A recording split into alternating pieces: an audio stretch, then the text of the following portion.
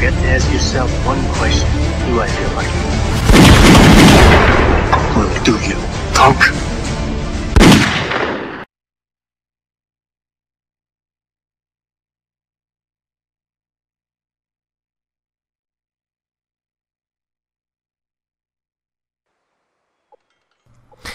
And what is happening, guys? It's PortCottonWood here, and today we are using the ACR silenced. And before you say anything, this has nothing to do with the gameplay series. I just wanted to upload this. I recorded it a couple days ago, and it's basically a copy of my Scar H, but with the ACR. It's like 45 and 5, I think, just 5 less.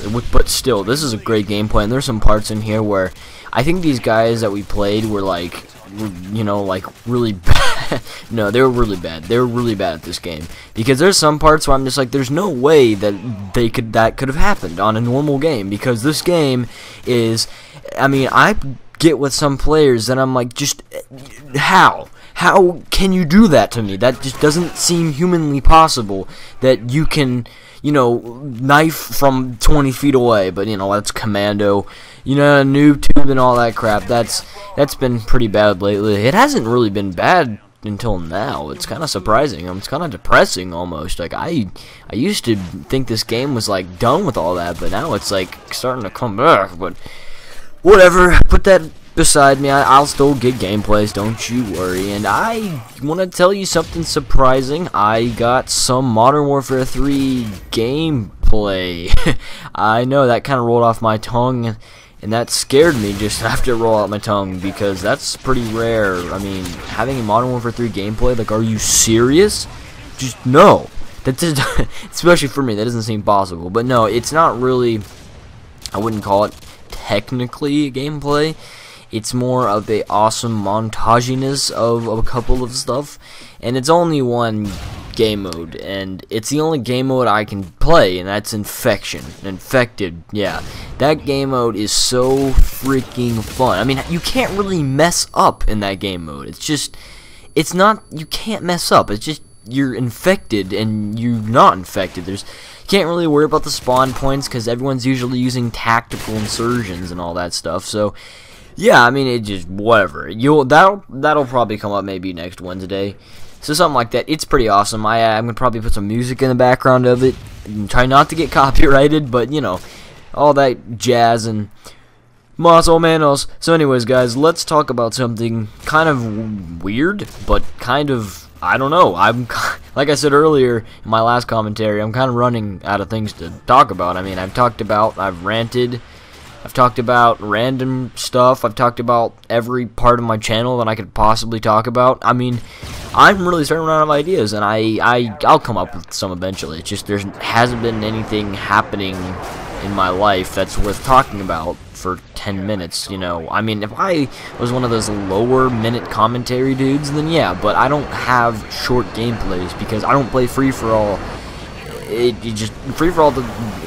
I don't like spawning of free-for-all in any game. That's one thing I just can't stand about Call of Duty, is the spawning in some games. And that's one thing I never complain about noob tubers. Well, I do, but this game's pretty bad about that. But never complain about anything else other than I mean, yeah, wow, almost contradicting myself. Never complain about anything other than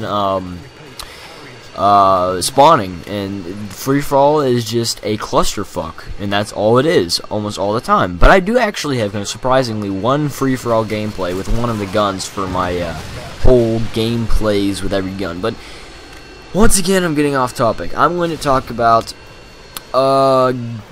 childhood memories, because everyone wants some of those bursts of nostalgia every time. So maybe this commentary will kind of bring back and explore the awesome parts of your brain, or maybe the parts of your brain that don't exist because you don't have a brain. No, I'm kidding. No, but you know, stuff like that, because I really enjoy playing games and remembering things from my past. I'm just like, wow, life was so much easier back then, you know, like, what was it, like 10 years ago? 6, yeah, 6 seems about right. Yeah, I'm 16, so yes, I know I can't really say much. I'm still considered a kid, and I still have couple years that could still possibly be the greatest days of my, or years of my life. But I'm just saying that I mean, nothing really beats my childhood, you know. Some people had horrible childhood. I had a great childhood. I lived in a small town for a while, and then at the age of like 4 or 5, I moved to a bigger part of Ohio, and me and my family, I'm the only child. I don't have any brothers or sisters, and we kind of moved into apartments until we moved in our house, which have currently been at for about since 2002, maybe. Yeah, it's been a while. I don't know, 10 years living in this house. House seems brand new. I mean, I'm in my room right now, you know, drinking a bottle of water because I'm cool, and I mean, it was awesome. And yeah, I mean, some of the things in my childhood, it really just, wow, like thinking of how much things have changed and how much people think of like how different things are viewed and stuff. I mean, it amazes me. Like, for example, one thing is like kind of the view on video games, like that is a huge difference in what it was back in the days. Not back. See, I'm making it sound like I'm like 50 years old. I mean, but you guys have to admit, the early 2000s and 90s were like an era of awesomeness because they had the PS1, the PS2, and I was not like most of people my age. I wasn't a Nintendo, you know, I wasn't a Nintendo dick rider. I didn't ride on Nintendo's dick like I did PS1 or PlayStation or what do you want to call them, Sony? Yeah, I was in love with Sony back in my days, and my God, I played any game that came out for PS1, I played. And then when the PS2 came out, I did just the same. And one of my favorite games of my childhood probably has to be Spyro.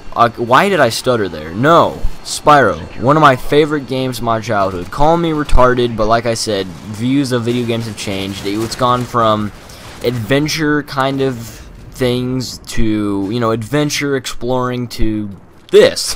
This is what every game is viewed as: violence, gore, and killing people and cussing out little boys. That's basically what is this game now, and this game really doesn't require any, I don't know, it doesn't really require any thinking. It requires pressing buttons and being smart about like how you hide and how you use your ammunition. That really doesn't require much thinking power. But games like Spyro and all that crap, you know, Spyro the Dragon, if you guys know what I'm talking about, I mean, you had to go around and you had to find little crevices and find like the treasure, and you had to go find the little dragons that were frozen in that stuff. And same with Crash Bandicoot. I played that game all the time too. I mean, those games required a lot of they required more than just pressing buttons. You actually had to press more than just buttons.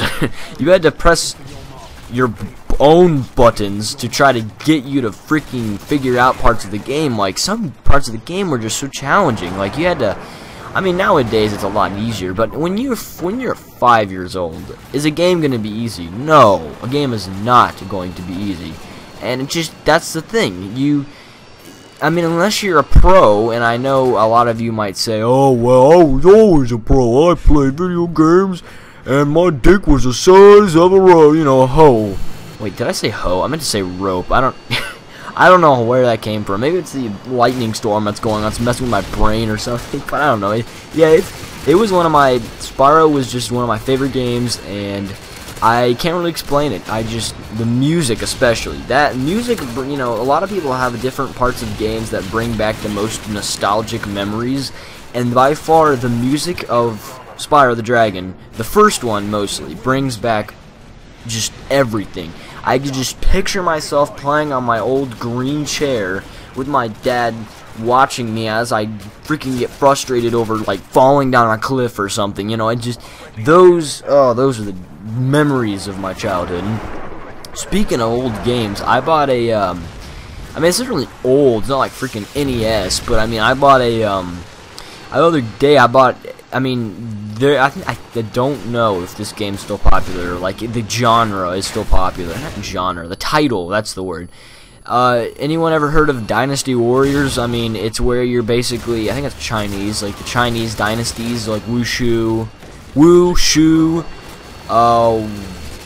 Neutral, and I don't know if they've added anything else, because I only played 3 and 4, and I loved 3. I was really bad at it, because, I mean, I was 6 years old, and I was playing a game that requires, like, I didn't even know there was an easy setting. I thought it was just normal, because, you know, I'm a kid, and I was, like, playing on, you know, normal and running into giant mobs of people. I mean, if you play the game Dynasty Warriors 3, I got that game the other day. I bought it from like an online GameStop store for $3. The shipping costed $6. It costed double the actual game, and I was like, oh god, this game is going to be in the worst condition. I'm buying. Someone's gonna send me a game filled with shit. But no, that game is great, and I really like it, and I bought it the other day, and that's like all I've been playing other than Modern Warfare 2. So yeah, anyways guys, hope you enjoyed the video. Like, rate, comment, sub if you want to see more. Look out for Monday's commentary, and look out for Wednesday's Modern Warfare 3 montaginess of Infected, and Friday's commentary that's coming out. I'm going to be on schedule this week or next week, and I hope you enjoyed, and take it go fancy.